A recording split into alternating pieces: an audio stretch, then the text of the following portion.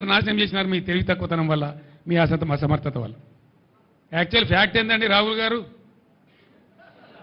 Fact is honestly telling, గోదావరిలో వచ్చే వరద మామూలు ఉండదండి. ద ఫ్యాక్ట్ ఈజ్ దిస్, గోదావరిలో పైనుంచి నీళ్లు తక్కువ, కింద నీళ్లు తక్కువ.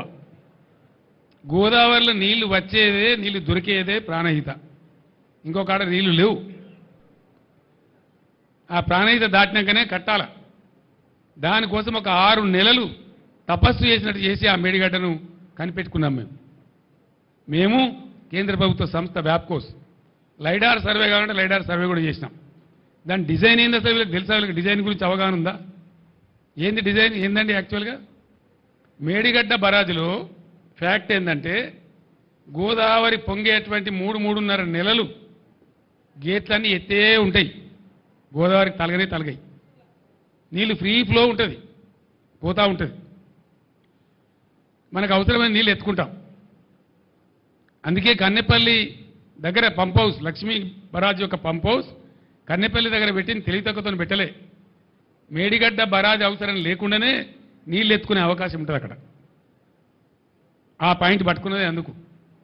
అక్కడి నుంచి నందిమేడారంకు, అంటే మీది బరాజులకు వచ్చి నందిమేడారంకు, మేడారం నుంచి గాయత్రి పంప్ హౌస్కు, గాయత్రి నుంచి వరద కాలువ ద్వారా మిడ్మానేరుకు, మిడ్మానేరు ద్వారా ఎల్ఎండికి, మిడ్మానేరు ద్వారా మలన్న సాగర్కు, మిడ్మానేరు ద్వారా పైకి ఎస్ఆర్ఎస్పికి, ఎటు అవసరం ఉంటే అటు వాడుకునే విధంగా మిడ్మానేరును ఒక ఖజానా చేసినాం. గోదావరిలో నీళ్ళు ఎత్తడానికి మేడిగడ్డ బ్యారేజే అవసరం లేదు, కానీ ఎప్పుడు అవసరం పడుతుంది? అది టాక్టికల్ అప్రోచ్. 25 వేల క్యూసెక్ల ప్రవాహం స్టార్ట్ అయిందంటే గోదావరిలో జూన్ ఎండుకు ఆ గేట్లన్నీ ఎత్తేస్తామండి. అసలు బ్యారేజీలో నీళ్ళు ఆపరు. ఎప్పుడు ఆపుతారు? మళ్ళా ప్రవాహం 25 వేల క్యూసెక్లకు డౌన్ అయ్యేదాకా ఆపుతారు. చివరిలో సెప్టెంబర్ మాసం చివరిలో ఆ గేట్లు దించుతారు. అది కూడా మొత్తం గేట్లు దించరు.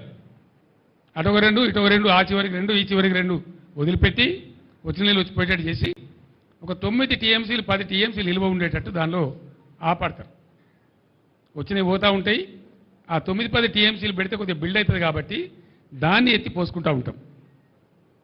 ఎత్తి ఎప్పటికప్పుడు పోస్తూ ఉంటాం కాబట్టి కరెక్ట్గా చెరువులు, చెక్ డ్యాములు, కుంటలు అన్నీ నిండి ఉంటుండే, భూగర్భ జలం రీఛార్జ్ అవుతుండే, ఏ బాధలు లేకుండే, పంటలు ఎండకుంటుండే. మే నెల తర్వాత కూడా మత్తలు దుంకిన చెరువులు కారణం ఏంది?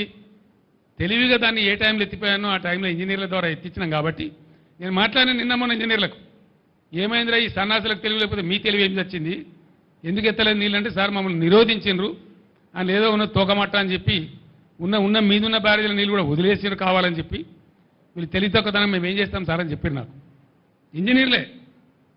నిన్న ఇవాళ అడిగిన నేను అక్కడికే పోతున్నా. అసలు ఏం జరిగిందంటే 50 టీఎంసీల నీళ్ళు సముద్రానికి వదిలిపెట్టింది సార్. దగ్గర 48 టీఎంసీల నెట్ వాటర్ కుంగిందని దానిదో కేసీఆర్ను బదనాం చేయాలి, గత ప్రభుత్వాన్ని బదనాం చేయాలని ఒక చిల్లర కుట్రతోని ప్రేక్షకుల్లాగా చూసుకుంటే సన్నాసులాగా కూర్చుంటే నీళ్ళని వీకినాయి. ఇప్పుడు కూడా 1500 టీఎంసీలు పోతా ఉన్నాయి ప్రణాయితలు. ఇప్పుడు కూడా క్యూసెక్కులు పోతా ఉన్నాయి.